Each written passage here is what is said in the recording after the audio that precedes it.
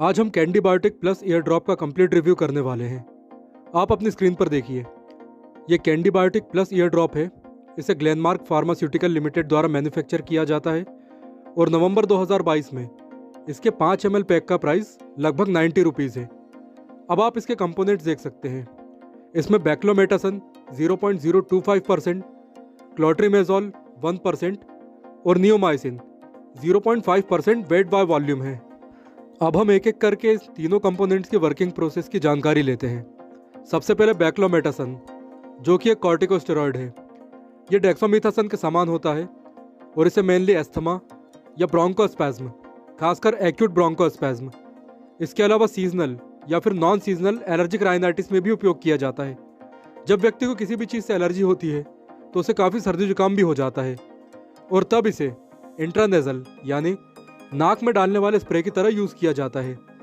और यदि किसी की नाक में पॉलिप है, गठाने हैं, तो भी इसे उपयोग किया जाता है। इसके अलावा इसे कई त्वचा के रोगों में भी उपयोग किया जाता है। दूसरा कंपोनेंट है क्लोट्रीमेजोल, जो एक एंटी फंगल क्लास की दवा है। इसे मेनली फंगस से होने वाले संक्रमण को रोकने में उपयोग किया जाता है। तीसरा कंपोनेंट है नियोमाइसिन, जो कि एक एंटी बैक्टीरियल ड्रग है। इसे आप एंटीबायोटिक भी कह सकते हैं और ये बैक्टीरिया से होने वाले संक्रमणों के उपचार के लिए उपयोग किया जाता है। तो हम इसके तीनों ही कंपोनेंट के यूजेस और वर्किंग की जानकारी ले चुके हैं। इसके बाद अब देखते हैं कि कैंडी बायोटिक प्लस किन किन कंडीशन में उपयोग किया जाता है। वैसे तो हम यहाँ पर्टिकुलरली कान में फंगल इन्फेक्शन की बात कर रहे हैं, लेकिन इसके अदर यूजेस की जानकारी भी ज़रूरी है। लेकिन इससे पहले मैं आपको यह बताना चाहूँगा कि ये एक OTC ड्रग नहीं है, यानी डॉक्टर के प्रिस्क्रिप्शन पर ही ली जाती है और आप भी इसके उपयोग से पहले डॉक्टर की सलाह जरूर लें। अब आप अपनी स्क्रीन पर इसके मेन यूजेस देख सकते हैं। सबसे पहले है फंगल इन्फेक्शन।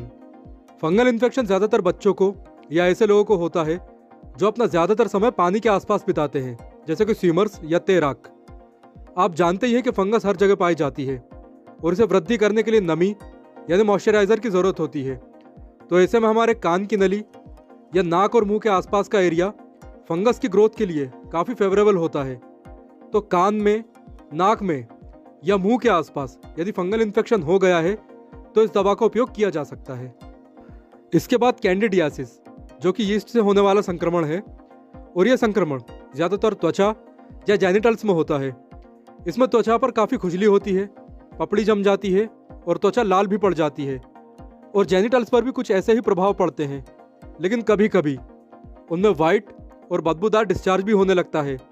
तो इस बीमारी में भी कैंडी बायोटिक का उपयोग किया जाता है। इसके बाद है अस्थमा, जिसके लिए हम पहले ही जानकारी ले चुके हैं कि इसमें बैक्लोमेटासन स्टेरॉइड होता है जो अस्थमा में राहत देता है। साथ ही ये राइनाइटिस, एलर्जिक और नॉन एलर्जिक दोनों में काफ़ी राहत देता है। इसके अलावा स्किन पर होने वाले किसी भी बैक्टीरियल संक्रमण में इसका उपयोग किया जाता है। तो ये इसके मेन यूजेस थे।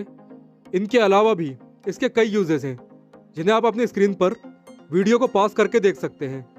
और यदि आपको इनमें से कोई कंडीशन परेशान कर रही है और आप कैंडी बायोटिक का यूज़ करना चाहते हैं तो कमेंट बॉक्स में मुझसे पूछ सकते हैं।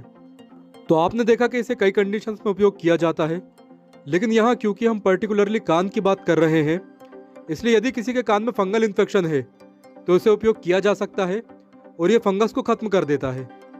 यूजेस के बाद अब डोज की जानकारी लेते हैं। तो क्योंकि ये दवा डॉक्टर के प्रिस्क्रिप्शन पर ही ली जाती है, इसलिए इसकी डोज को आपका डॉक्टर ही तय करता है। और यहाँ हम केवल जनरल डोजिंग की बात करेंगे, तो आप इसे अधिकतम 7 दिनों तक ही उपयोग कर सकते हैं, इससे ज़्यादा नहीं। और यदि किसी को कान में फंगस इन्फेक्शन है तो वो 2 से 3 ड्रॉप दिन में 4 से 5 बार डालें और आधे घंटे तक कान में कॉटन यानी रुई का टुकड़ा लगा कर रखें। और एक बहुत ही ज़रूरी बात याद रखें कि यदि किसी के कान के पर्दे में छेद है तो इसका उपयोग बिल्कुल भी ना किया जाए।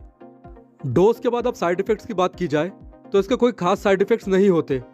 केवल कान का पर्दा फटा हुआ है तो इसका उपयोग ना करें और यदि कोई दूसरी कंडीशन है तो पहले अपने डॉक्टर से सलाह ज़रूर लें। साइड इफ़ेक्ट्स के बाद अब इसके प्रिकॉशंस की जानकारी लेते हैं। तो सबसे पहले प्रेग्नेंट लेडीज़ इसे बिल्कुल भी उपयोग ना करें क्योंकि ये खतरनाक हो सकता है। ब्रेस्ट फीडिंग लेडीज़ अपने डॉक्टर से पहले सलाह लें, उसके बाद ही इसे उपयोग करें। इसके अलावा लिवर, किडनी और हार्ट तीनों के ही मरीजों के लिए काफ़ी सुरक्षित है और वो तीनों इसका उपयोग कर सकते हैं। इसके बाद आप ये देखिए कि किन बीमारियों में उसका उपयोग बिल्कुल भी नहीं करना चाहिए या उपयोग से पहले डॉक्टर से सलाह ज़रूर लेनी चाहिए। तो इन बीमारियों में शामिल है ऑस्टियोपोरोसिस, टीबी, डिप्रेशन, आंतों या फिर पेट में सूजन, डिहाइड्रेशन, कुशिंग सिंड्रोम, लीवर का कोई रोग, मायस्थेनिया ग्रेविस और पार्किंसंस के रोगी भी इसका उपयोग नहीं करेंगे या फिर इसका उपयोग करने से पहले डॉक्टर से सलाह जरूर लेंगे। अब वीडियो के अंत में उन दवाओं की लिस्ट चेक करते हैं जिनके साथ कैंडीबायोटिक रिएक्शन कर सकता है। इन दवाओं में शामिल है पहली माइफ्प्रोस्टोन, यह अबॉर्शन यानी गर्भपात के समय उपयोग की जाती है। इसके बाद एस्प्रिन, जैसा कि आप जानते ही हैं, सर दर्द और बदन दर्द में उपयोग की जाती है और ये एक ब्लड थिनर है यानी खून को पतला करती है और कैंडीबायोटिक के साथ रिएक्शन कर सकती है। इनके अलावा आप दूसरी एंटीफंगल ड्रग्स और डायबिटीज़ के लिए उपयोग की जाने वाली कुछ दवाओं जैसे मेटफॉर्मिन का उपयोग करते हैं, तो उनके साथ कैंडीबायोटिक यूज़ ना करें। दोस्तों, ये जानकारी आपको कैसे लगी या आपका कोई सवाल है तो आप कमेंट ज़रूर करें। और यदि आप मुझे इंस्टाग्राम पर फॉलो करना चाहते हैं तो इंस्टाग्राम आईडी इस वीडियो के डिस्क्रिप्शन बॉक्स में है।